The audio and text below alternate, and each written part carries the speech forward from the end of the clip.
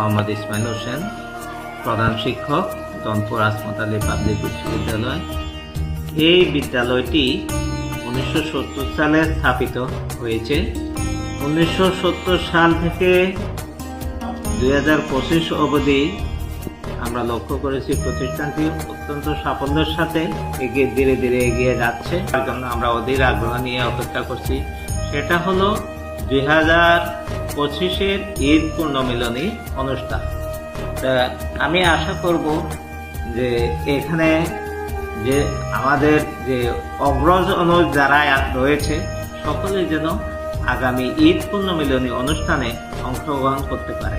আর যারা এই উদ্যোগটা নিয়েছে আমি তাদেরকে স্বাগত জানাই এবং তাদের সুস্বাস্থ্য কামনা করি এবং এই প্রতিষ্ঠানের উত্তরোত্তর সমৃদ্ধি কামনা করি। তো এবারের বিষয়টা সম্পূর্ণ ব্যতিক্রম মনে হচ্ছে আমার কাছে, এবং আমার কাছে খুব ভালো লাগছে যে আমার প্রিয় শিক্ষার্থীরাই এই উদ্যোগটা নিয়েছে, আমার স্কুলের ছাত্ররা।